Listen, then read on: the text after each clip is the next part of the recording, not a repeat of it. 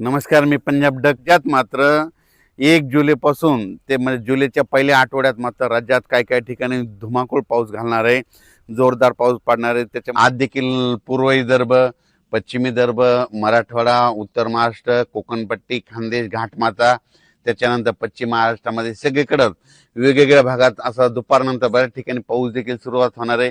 सर्वदूर एकदाच येणार नाही, पण भाग बदलत बदलत सुरुवात होणार आहे, म्हणून हे अंदाज लक्षात येतात. असाच पाऊस काय होणार आहे 30 तारखेपर्यंत चांगला वेगवेगळ्या भागात पडणार आहे, म्हणून हा अंदाज लक्षात येतात. नंदुरबार जिल्ह्यातले शेतकऱ्याचे फोन आले, नंदुरबार धुळे जिल्हा, तर की आमच्या भागामध्ये काही जिल्ह्यात पाऊस पडला आणि काहीकडे राहायचं. तर नंदुरबार, धुळे आणि उत्तर महाराष्ट्रातल्या शेतकऱ्याला तुम्हाला एक सांगू इच्छितो, तुमच्याकडं पाऊस लेट येणार आहे, पण तुमचं मात्र चांगलंच करून जाणार आहे. कारण की तुमच्याकडे काय होणार आहे, जुलैच्या म्हणजे पहिल्या आठवड्यात इतका पाऊस पडणार आहे की पहिल्या पावसातच तुमचे ओढे नाले सगळे ओव्हरफ्लो होणार आणि त्याच्यानंतर नदी नाले होणार आणि तुमचे जितके जे छोटे छोटे तळे बंधारे सगळे मात्र भरून जाणार आहे. त्याच्यानंतर मराठवाड्यातल्या शेतकऱ्याला सांगू इच्छितो, मराठवाड्यामध्ये परभणी जिल्हा, बीड जिल्हा, लातूर जिल्हा, हिंगोली जिल्हा, नांदेड जिल्हा, संभाजीनगर आणि जालना जिल्हा, मराठवाड्यात आज देखील रात्रीच्याला पाऊस आहे. 8 तारखेपर्यंत मराठवाड्यात दररोज वेगवेगळ्या भागात, वेगवेगळ्या गावात, वेगवेगळ्या तालुक्यात असा दररोज वेगवेगळा भाग पकडत असा पाऊस पडणार आहे. म्हणून मराठवाड्यातल्या शेतकऱ्यांनी हे अंदाज लक्षात घ्यायचा.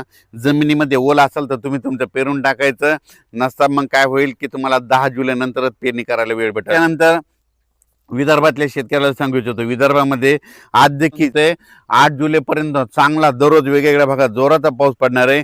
ज्या भागात वंचित राहिला त्या भागात देखील ह्या 8 ते 10 दिवसात पडून जाणार आहे. म्हणून ज्यांची पेरणी ईदभर ओल असेल ते विदर्भातल्या वर्धा जिल्हा, नागपूर जिल्हा, भंडारा जिल्हा, यवतमाळ जिल्हा, वाशिम जिल्हा, हिंगोली जिल्हा, अकोला जिल्हा, अमरावती जिल्हा, बुलढाणा जिल्हा, त्या शेतकऱ्यांनी काय करायचं, जमिनीत ओल झाली तर तुम्ही तुमची पेरणीची काळजी करून टाकण्यास काही हरकत नाही. म्हणून हेच देखील विदर्भातल्या शेतकऱ्यांनी लक्षात घ्यायचं. पण राज्यात सांगायचं झालं तर म्हणजे 1 जुलै ते 8 जुलैच्या दरम्यान मी म्हणलं होतं ना, जुलैमध्ये पहिल्या आठवड्यात राज्यात पाऊस खूप पडणार आहे. मग सगळ्यात जास्त पाऊस मुंबईकडे पडणार आहे, पुण्याकडे पडणार आहे, संगमनेर, अकोला, ओझर, विघ्नर कारखान्याच्या परिसरामध्ये मुसळधार, अतिमुसळधार पाऊस पडणार आहे. त्याच्यानंतर अहिल्यानगरचे जे वरचे धरण आहेत, निळवंडे धरण झालं, गंगापूरचं धरण झालं, म्हणजे जे कॅचमॅट एरियामधले म्हणजे उत्तर महाराष्ट्राकडे काय होणार आहे, जुलैच्या पहिल्या पावसाळ्यात खूप पाऊस पडणार आहे. त्याच्यामुळे नदीला पूर येणार आहे. त्याच्यामुळे बऱ्याच मोठ्या धरणामध्ये आवक यायला सुरुवात येणार आहे. म्हणून हा अंदाज सर्व शेतकऱ्यांनी लक्षात घ्यायचा. शेतकऱ्याला सांगू इच्छितो, शेतकऱ्यांना ज्या भागात अद्यापही पाऊस आलेला नाही 4 दिवसात येईल, पण त्याच्यामधून जर काही गावावर जर उरले तर 1 जुलै ते 8 जुलैमध्ये पाऊस पडणार आहे. त्या शेतकऱ्याची पेरणी होणार आहे. म्हणून शेतकऱ्यांनी घाबरून न जाता हे अंदाज लक्षात घ्यायचा.